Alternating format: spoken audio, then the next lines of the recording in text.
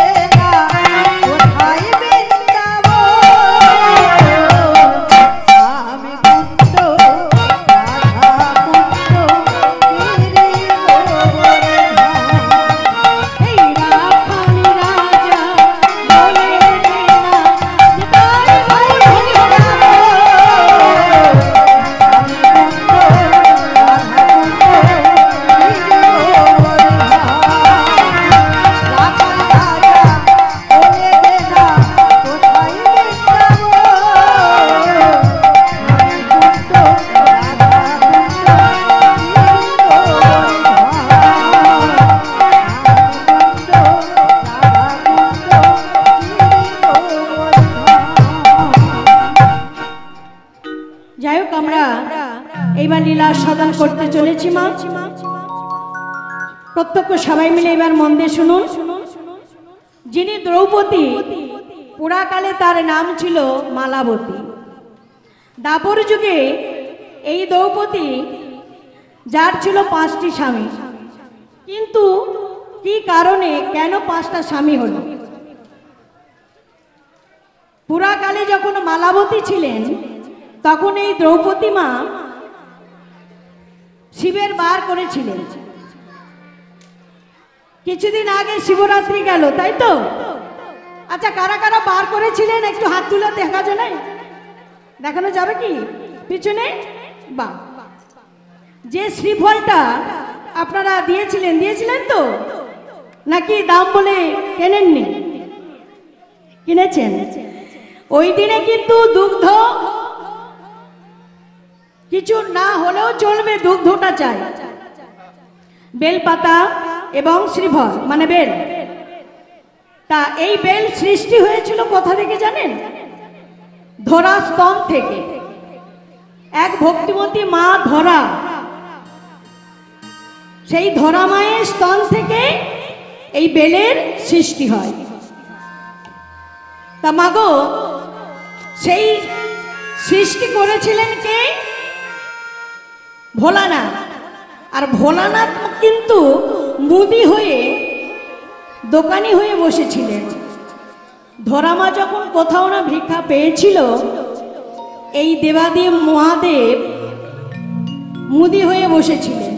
আর ধরামা শেষ পর্যন্ত কোথাও কিছু ভিক্ষা না পেয়ে এই মুদির কাছে গিয়ে বলেছিল, বাবা আমার তো দেওয়ার মতো কিছু নেই বাবা, আর আমি তো ভিক্ষা পাই না, আপনি কিছু দেন। বলে, আমি টাকা ছাড়া কিছুই দিতে পারবো, কিছু দাও তারপর কিছু নাও। তা ধরামা বলেছিল, কি আছে আমার, কি দেব তোমায়? তখন ভোলানাথ মুদি হয়ে বলেছিলেন, আছে গো আছে, তোমার দেহের মধ্যেই আছে। তা কি আছে? কেন তোমার দেহের মধ্যে যে স্তন আছে, ওই দুটো স্তনের মধ্যে একটা কেটে দিলেই আমি তোমাকে চাউল ডাউল দিতে পারি। তাই কি করেছিলেন জানেন মা? ধরা নিরুপায় হয়ে এই স্তন কেটে বাধা দিয়ে চাউল ডাউল নিয়ে এসে রন্ধন করে বৈষ্ণব সেবা করেছিলেন। তা ভগবান বলেছিলেন, ধরা ধন্য ধন্য, ধরা ধন্য, তুমি ভাগ্যবতী, স্তন কেটে তুমি আমাকে চাউল ডাউল এনে তুমি সেবা দিলে, তা জগতে তোমার নাম আমি ছড়িয়ে দেব। তখন দ্রোণ বলছে, হ্যাঁ গো ধরা, তুমি তো তোমার স্তন কেটে দিয়েছিলে বলে, ভগবানকে সেবা করেছিলে বলে তোমার নাম চারিদিকে ছড়িয়ে দিল। আজ থেকে তোমার নাম ধরা সতী। তা আমি তো তোমার স্বামী, তুমি বলো, ভগবানকে বলো তোমার নামের পাশে যেন আমার নামটা জুড়ে দেয়। ভগবান বললেন, তথাস্তু, তোমাদের মনের বাসনা পূর্ণ হবে। তুমি হবে ধরাসতী, আর তুমি তো দ্রোণ, তবে পরজন্মে দাপর যুগে তুমি হবে মা যশোদা।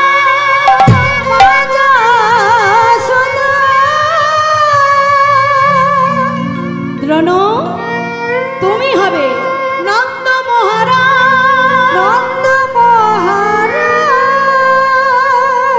তোমাদের নাম জগতে জগতে খ্যাত হয়ে রহিবে, খ্যাত হয়ে রহিবে।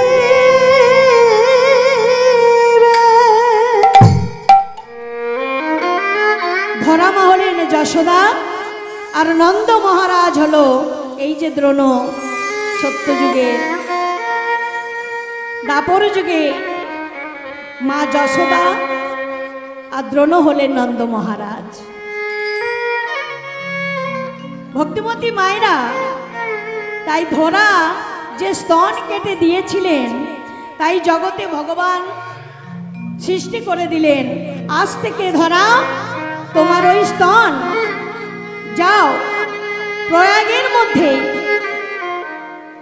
শিবের বাহনকে দিলেন, যাও প্রয়াগে এই স্তন তুমি মাটির মধ্যে চাপা দিয়ে দেবে, আর সেই থেকে হবে একটা বৃক্ষ, তা থেকে জন্ম নেবে একটি বৃক্ষ, যে বৃক্ষ নাম হবে বেল্ল বৃক্ষ। ওই বেল্ল বৃক্ষ থেকে যে ফল আমার মহাদেবের সেবায় লাগবে, আর এই বেল গাছের পাতা, বেল পাতা, ওই বেল পাতা শিবের সেবায় লাগবে। ভগবান আমার মহাদেবকে বললেন, আর মহাদেব আমার কি করলেন মা? সৃষ্টি করলেন। সেই থেকে জগতে প্রতিটা মায়েদের, প্রতিটা নারীদের দুটি স্তনের মধ্যে একটি স্তন ছোট, একটি স্তন বড়, একটি স্তন ছোট। শুধু নারী মায়েদের মধ্যে না, সমস্ত দেব দেবীর মধ্যেও দেখবেন একটা পটোদার একটা ঠাকুর করতে গেলে ঠিক লক্ষ্য করে দেখবেন একটা স্তন বড়, একটা স্তন ছোট। কেন? এই ধরা মায়ের জন্য। ধরা মা বলেছিল, হে ঠাকুর, আমি তো আমার স্তন কেটে তোমায় সেবা দিলাম, পর জন্মে তুমি যদি আমার স্তন দাও, কিন্তু সে তো আর এক সমান হবে না। তাই ভগবান বললেন, তোমার মনোবাসনা পূর্ণ হবে, তুমি তুমি যা পাবে জগতে তাই নারীও পাবে, আর সমস্ত দেব দেবীও তাই পাবে। নিতাই গৌর প্রেমানন্দে হরি বল।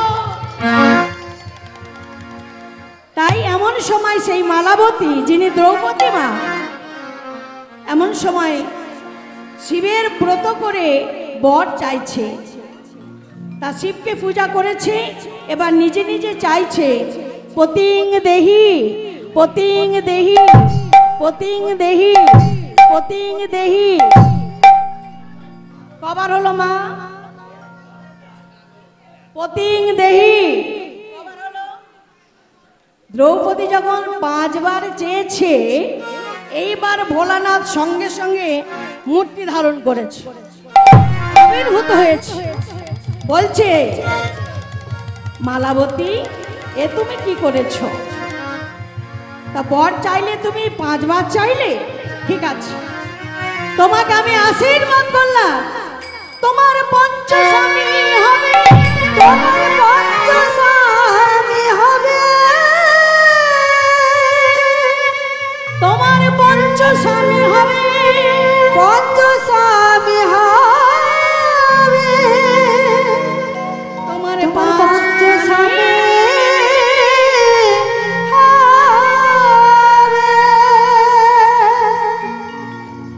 তখন মালাবতী বলছে, হে শিব ঠাকুর, আমি এ কি করলাম? বলে, কেন?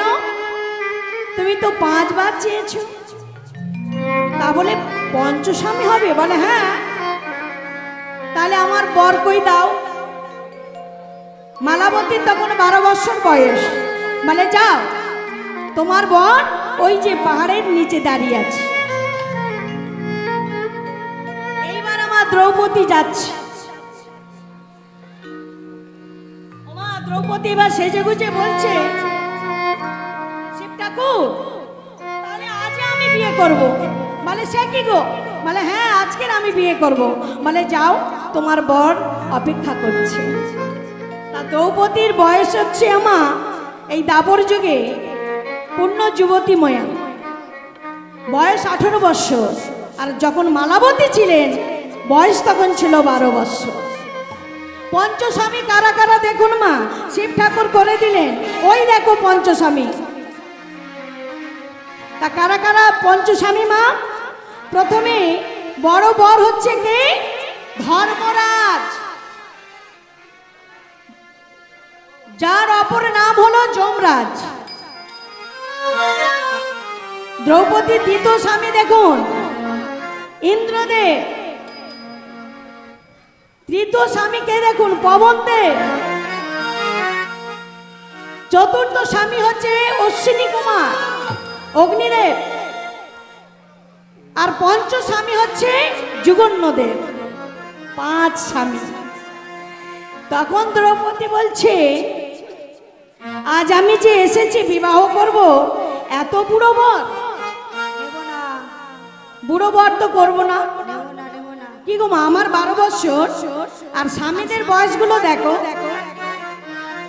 কোথায় যমরাজ, কোথায় ইন্দ্রদেব, পবনদেব, যুগন্নদেব, অশ্বিনীদেব, চিন্তা করুন।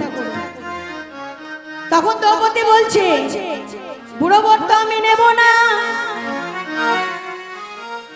যদি বর দিতে হয়, বর দিতে হয়, অল্প বয়সী বর দাও, এই বুড়ো বর নেব না, বুড়ো বর নেব না। তখন শিব ঠাকুর বললেন, শোনো মালাবতী, দাপর যুগে তোমার নাম হবে দ্রৌপদী, অপেক্ষা করে থাকো, এ জন্মে তোমার আর বর হলো। ওদেরই সন্তান যখন বড় হবে তখন তোমার বর হবে।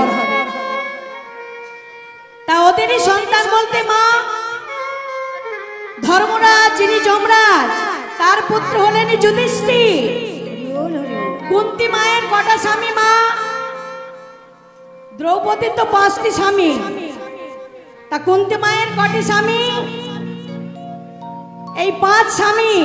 এই 5 স্বামীর কারণে এই কুন্তী দেবীর 5টি পুত্র, যাদের নাম হলো যুধিষ্ঠির, ভীম, অর্জুন, নকুল, সহদেব।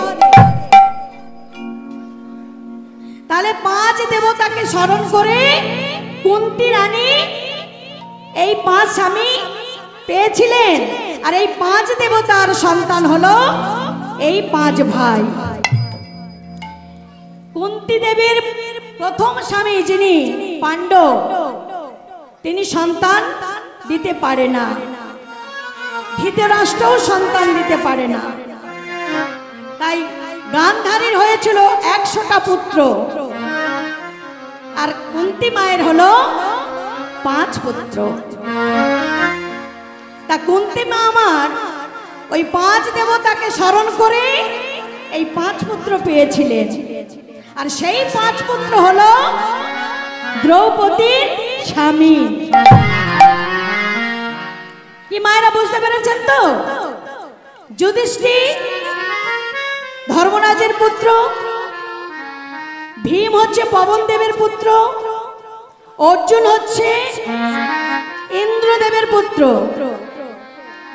অশ্বিনী কুমার যিনি জগতের ডাক্তার, শুধু জগতের না, যিনি হলেন সমস্ত দেবতাদের ডাক্তার, সেই অশ্বিনী কুমারের পুত্র হলো নকুল, যুগন্নদেবের পুত্র হলো সহদেব। এই 5 দেবতার পুত্র আজ হলো আমার দ্রৌপদীর স্বামী। তার স্বামী কারণ হলো এই শিব ঠাকুরের জন্য। তাই শিব ঠাকুরকে দ্রৌপদী আমার প্রণাম করছেন। ওম নমঃ শিবায়, ওম নমঃ শিবায়, ওম নমঃ শিবায়, ওম নমঃ শিবায়, ওম নমঃ শিবায়, ওম নমঃ শিবায়, ওম নমঃ শিবায়, ওম নমঃ শিবায়, ওম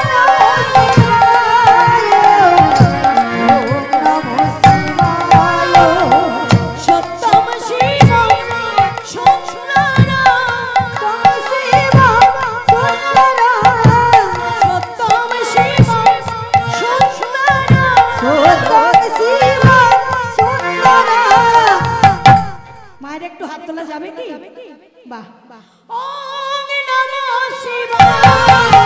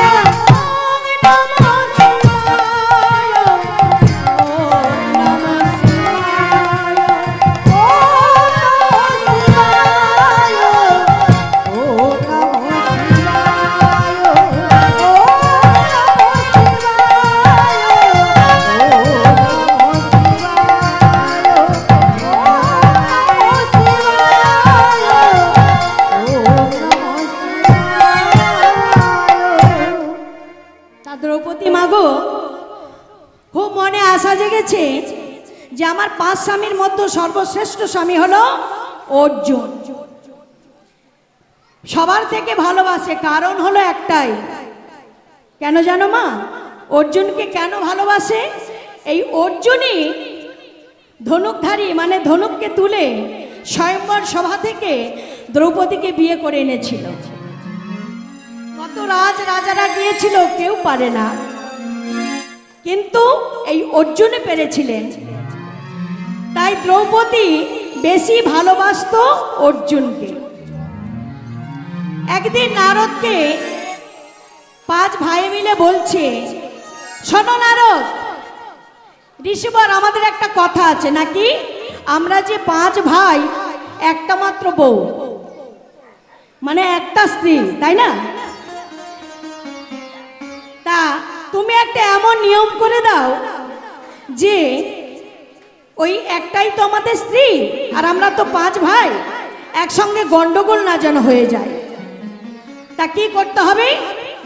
না, যে ভালোবাসবে দ্রৌপদীকে সেই ভালোবাসবে, পরক্ষণে সেই দিন আর কেউ না জানো তাকে অন্য স্বামী আর ভালোবাসে। নারদ চিন্তা করছে, এ তো খুব বড় কথা, কি মা, তাই না? এ তো খুব বড় কথা, কি করা যায়? ঠিক আছে, আমি একটা নিয়ম বলে দিচ্ছি, শোনো। দ্রৌপদীর ঘরে যে যখন যাবে তার প্রমাণপত্র খুলে রেখে যাবে দরজা গোড়ায়, তবে সেই স্বামী বুঝবে যে দ্রৌপদীর ঘরে একজন এসেছে। তা কি প্রমাণপত্র মা? জগতে আর কি বা আছে? জুতো, জুতো খুলে রেখে যাবে, ওইটাই প্রমাণ।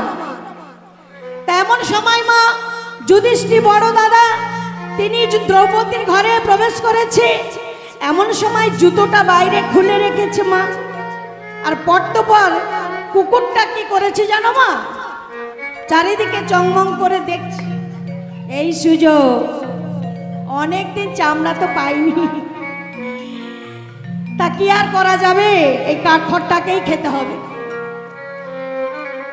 চামড়া পাইনি, কি করব? এই কাঠখড়টা খেতে হবে। কাঠখড়টা কি? আগেকার দিনে ছিল তো খড়ম, তাই না? আগেকার দিনে জুতো ছিল খড়ম, তা সেই খড়ম দুটো নিয়ে নিরুপায় হয়ে কুকুর তো পালিয়ে গেছে। আর যেই না কুকুরটা নিয়ে পালিয়ে গেছে, এইবারে আসছে কে মা? অর্জুন আসছে। তা অর্জুন এসে চিন্তা করছে, আজকে আমি দ্রৌপদীর ঘরে যাব। প্রমাণ তো কিছু নেই, মানে মনে হচ্ছে এখনো পর্যন্ত কেউ আসেনি। আর যেই না মাগো ঘরের মধ্যে প্রবেশ করেছে, অমনি দেখতে পেল কি না, দ্রৌপদী আর যুধিষ্ঠির দুজনে বসে কথা বলছে। লজ্জায় অর্জুন মাথা নিচু করে বলে উঠল, দাদা আমার ভুল হয়ে গেছে। তখন যুধিষ্ঠির বলছে, অর্জুন ছি ছি, তুই ভাই হয়ে নারদ মুনি ঋষির কথা অমান্য করলি। জানি তুই বিয়ে করেছিস, মা একটা ভুল কাজ করেছে। মা তখন পূজা করছিল,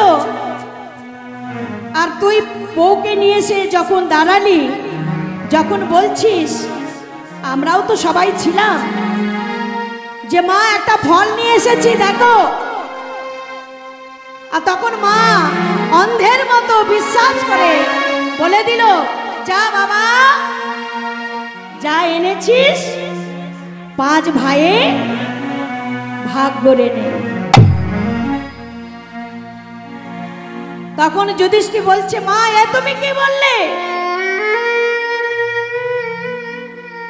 তখন কুন্তী চেয়ে দেখছে, তাই তো, এ তো রাজকন্যা, কি সর্বনাশ, আমি কি ভুল করলাম? আমি না জেনে তোদের 5 ভাইকে ভাগ করে নিতে বললাম। এখন তার কিছু করার নেই বাবা, মেনে নে। তাই 5 ভাইয়ে মায়ের কথা মেনে নিয়ে দ্রৌপদীকে নিয়ে ঘর করছি। ছি ছি ভাই, তুই বিয়ে করেছিলিস, তোর যথেষ্ট অধিকার আছে, তা বলে এই না আমি এসেছি তুই এলি। তখন অর্জুন অঝনয়নে কাজ ঝাড় বলছে, দাদা অপরাধ হয়েছে, ক্ষমা করে দাও। শুধু ক্ষমা না, এর জন্য তোকে আমি অভিশাপ দিলাম, 12 বৎসরের জন্য বনবাস তো ধারণ হবে। এই যুধিষ্ঠির কথা শুনে অর্জুন একদিন 12 বৎসর ধরে বনবাস হয়েছিল। এই দ্রৌপদীকে ছেড়ে আবার বিয়ে করেছিল নাগকন্যা উলুপিকে। ওই 12 বছর বনে থাকতে থাকতে আবার বিয়ে করেছিল। আবার বিয়ে করেছিল মা। অর্জুনের 3টে স্ত্রী, 3টে, একটা দুটো না। তেমন সময়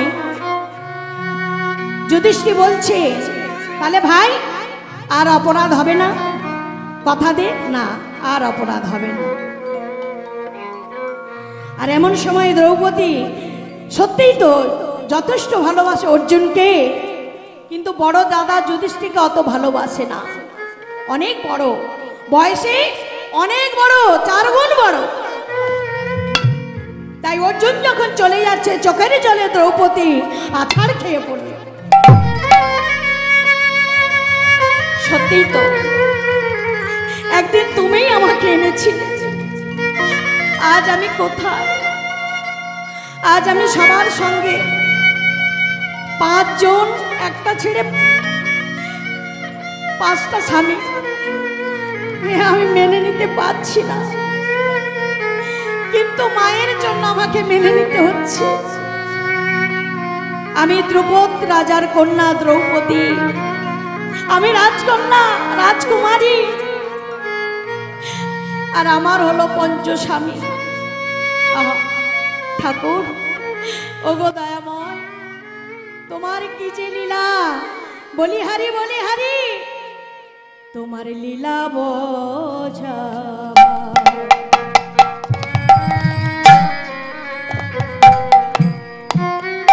তুমি কারে হাসাও, কারে কাঁদাও, কারে হাসাও, কারে কাঁদাও, তুমি কারে হাসাও,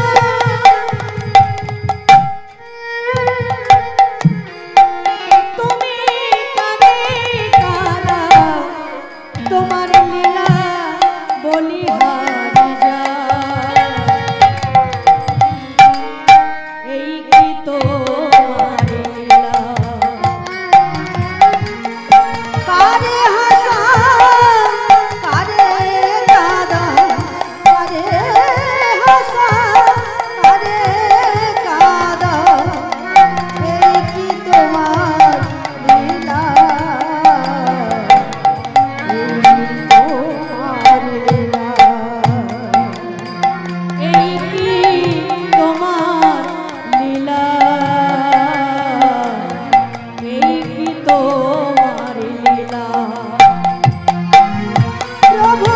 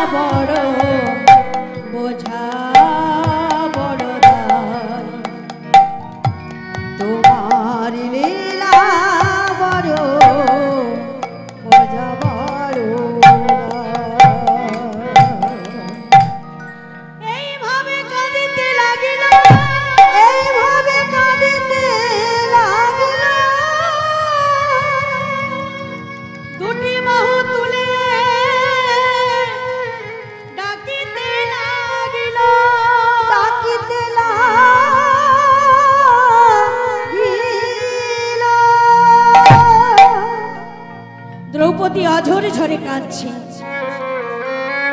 এমন সময় করতে এসে বলছে, বৌমা অমন করে আর কেঁদো না, বলো তোমার কি দুঃখ। মা সবই তো আপনি। দ্রৌপদীকে বলছে, মা আমি ভুল করেছি, এ ভুলের তো আর সমাধান যা একবার করে দিয়েছি আর কিছু করার নেই। তখন দ্রৌপদী বলছে, মা সব দুঃখ ভুলে আমি একটা কথা বলবো, আপনি রাখবেন? বেশ তো বলো। আমরা তো অনেক যুদ্ধের পরে আজ আমরা সবাই শান্তিতে আছি, একটা যজ্ঞ করলে হয় না? বেশ তাই হবে। কি যজ্ঞ বলো? আজকের যজ্ঞ হবে রাজসূয় যজ্ঞ। তাই হবে। তেমন সময় দ্রৌপদী বলছে, যজ্ঞ তো হবে মা, কিন্তু আমাদের যে সবার কারণ, সকলের কারণ, যাকে নিয়ে আমরা পথ চলি না, তিনি হলেন কে মা? ও আমাদের কৃষ্ণর কথা বলছো? স্বয়ং কৃষ্ণ ভগবান। তার কথা ছাড়া অন্য কিছু চলে না। তাই দ্রৌপদী কুন্তী স্মরণ করলেন ভগবান কৃষ্ণ। তা কুন্তী এইবার বলছে, বৌমা ভগবানকে স্মরণ করো, আমাদের কৃষ্ণকে স্মরণ করো। ওই কৃষ্ণের জন্য আমরা 18 দিন যে যুদ্ধ হয়েছিল, সেই যুদ্ধে আমরা জয়ী হয়েছিলাম। ওগো কৃষ্ণ ছাড়া কে আছে আমার? দ্রৌপদী বলছে, স্মরণ করছে, বিশ্ব চরাচর মাঝে, বিশ্ব চরাচর মাঝে, বিশ্ব চরাচর মাঝে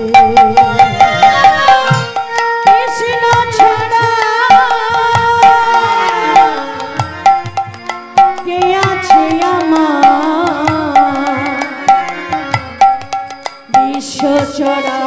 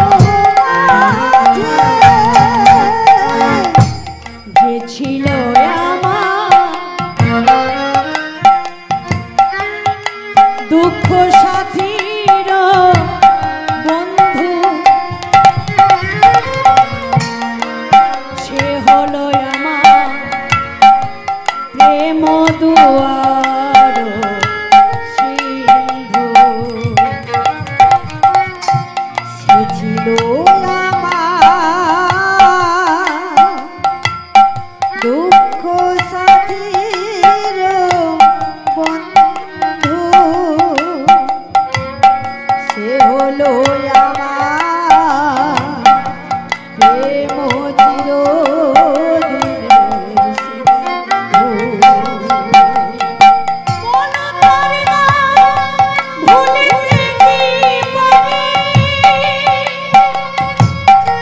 তার নাম ভুলিতে কি পারি,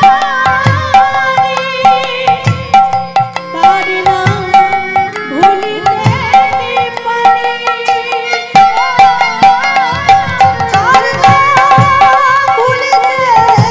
পারি,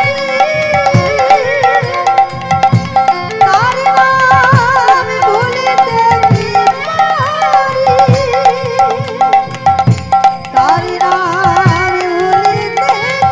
নাম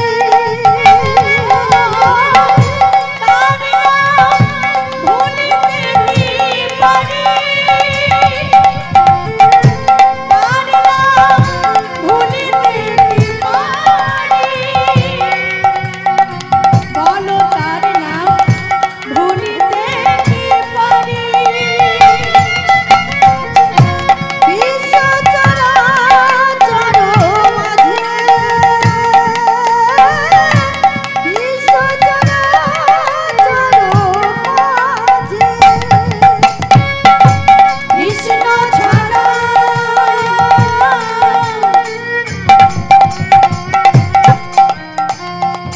কে আছে আমার,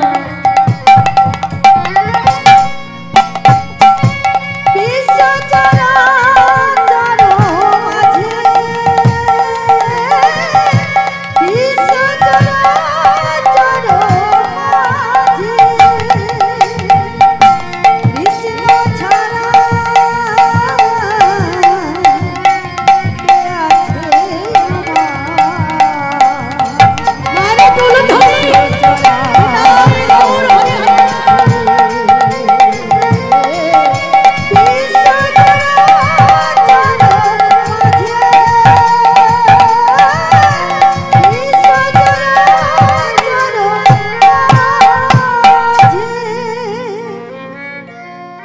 দ্রৌপদী ভগবান কৃষ্ণকে স্মরণ করলেন। এইবার ভগবান স্মরণ করছেন কাকে মা, যে আমি একা যাব, দেবর্ষিকে নি, মুনিবর দেবর্ষিকে একটু স্মরণ করি। তা দেবাদিদেব মহাদেব তিনিও বলছে প্রভু তুমি শুধু একা যাবে, আমরা যাব না? বলে যাবে যাবে, সবাই যাবে, দ্রৌপদীর ঘরে সবাই যাবে, যে যজ্ঞ হবে সেই যজ্ঞেতে সবাই যাবে, কিন্তু আমি এখন আগে যাই, তারপরে আপনারা যাবেন। তাই নারদ মুনিকে সঙ্গে করে নেবেন বলে সিদ্ধান্ত করেছিলেন, কিন্তু না, এখন থাক, আমি যাই, তারপরে সবাইকে নিয়ে যাব। তা দ্রৌপদী বলছে বলো কৃষ্ণ তুমি তো ছাড়া আমরা কিছুই করি না, যা করি তোমাকে স্মরণ করেই করি, আর যা পেয়েছি সব তোমাকে স্মরণ করেই পেয়েছি। 18 দিন যুদ্ধ হলো, সেই যুদ্ধে জয়ী হয়েছি তা আবার তোমারই কারণে। ধর্মের জয় আর অধর্মের কি মা ক্ষয়, তাই জয় হয় ধর্মেরই হয়। ধর্মপুত্র যুধিষ্ঠির গান্ধারীকে প্রণাম করে বলছে মা আজকে যুদ্ধের শেষ দিন, আমাকে আশীর্বাদ করো আমি যেন যুদ্ধে জয়ী হতে পারি। তাই জয়ী হলেন, গান্ধারী বর দিলেন বলে যে যথা ধর্ম তথা জয়, অধর্মের হবে ক্ষয় ক্ষয়। নিতাই গৌর প্রেমানন্দে হরি হরি হরি হরি বল।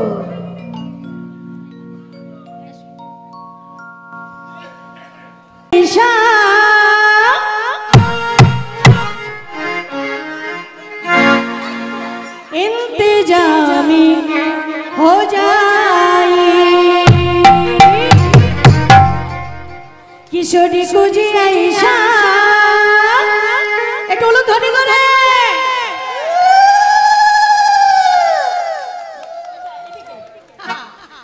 किशोरी कुजी ऐसा इंतजामी हो जाए।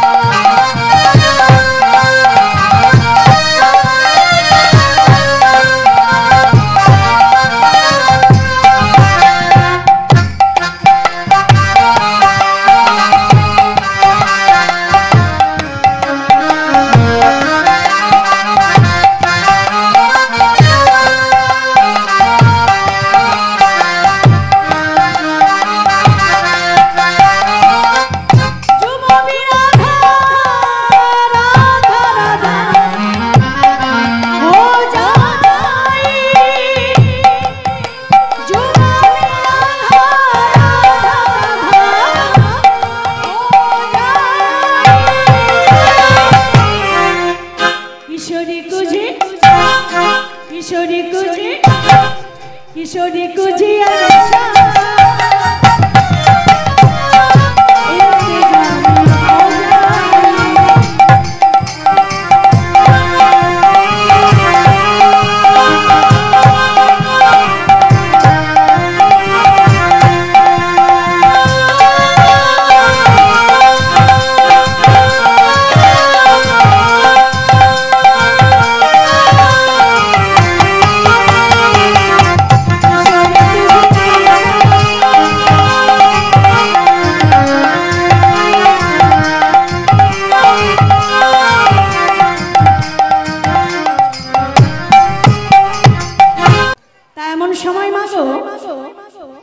যা পেয়েছেন সবই ভগবানের কারণেই পেয়েছেন।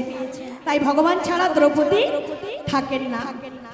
দ্রৌপদীকে ভালোবেসে ভগবান একটা নাম দিয়েছিল। কি নাম জানেন? পাঞ্চালী।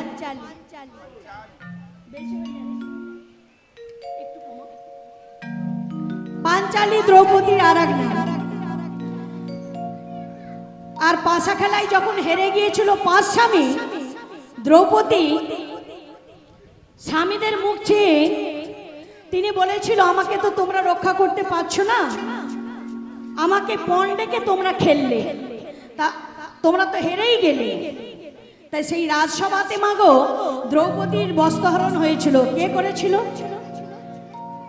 যারা 100 ভাই, দুর্যোধন, দুঃশাসন, তারা কিন্তু দ্রৌপদীকে টানতে টানতে কেশের মুঠি ধরে রাজসভায় ফেলে দিয়েছিলেন। এত টানাটানি করেছিলেন, তা ভগবানও সহ্য করতে পারে না। নারীর গায়ে হাত, তা আবার আমার পাঞ্চালীর গায়ে। এত তুমি ডাকছো দ্রৌপদী, তুমি আমাকে একবার স্মরণ করছো না? তা নিরুপায় হয়ে দ্রৌপদী বিপদে পড়ে, তাই তো এত সবাইকে ডাকছি, স্বয়ং আমার কৃষ্ণ আছে না? তাই তখন দ্রৌপদী বলেছিল, হে কৃষ্ণ, এইবার তুমি আমাকে রক্ষা করো, এইবার তুমি আমাকে বাঁচাও। কিন্তু ভগবান বলেছিল, দ্রৌপদী এইভাবে ডাকলে হবে না, এইভাবে ডাকলে আমি যাব না।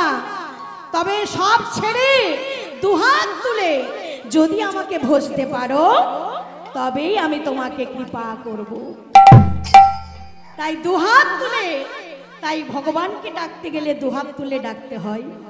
দুহাত তুলে শেষ পর্যন্ত দ্রৌপদী ডেকেছিল বলেই ভগবান কৃষ্ণ আমার সহস্র সহস্র মানে শত শত হাজার হাজার বস্ত্র রাজসভায় ঠেলে দিলেন।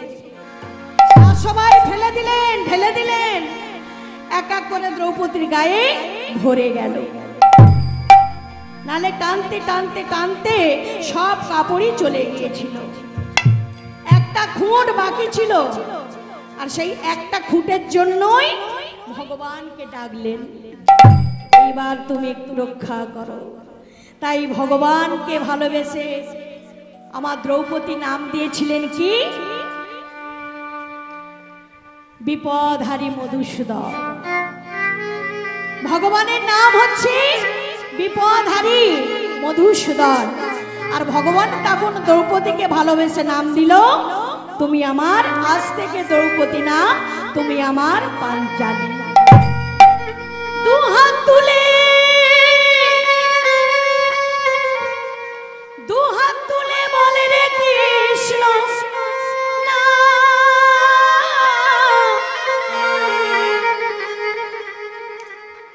কই মার একটা উলুধ্বনি কর।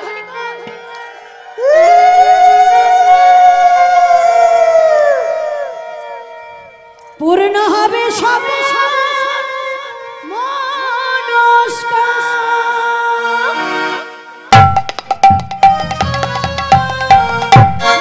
সবাই মিলে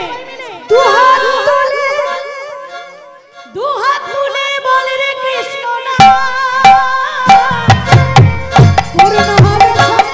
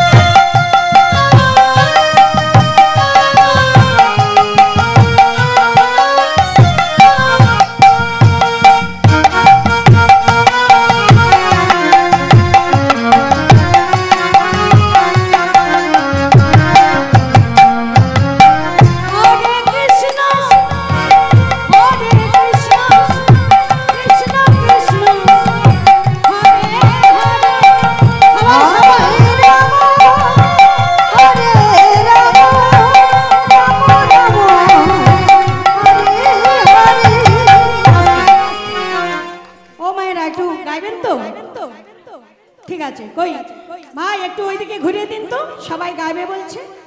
বাহ, খুব ভালো, খুব ভালো লাগছে, পরিবেশটা তো খুব সুন্দর, তাই তো ভালো লাগবেই, তাই না? হরে কৃষ্ণ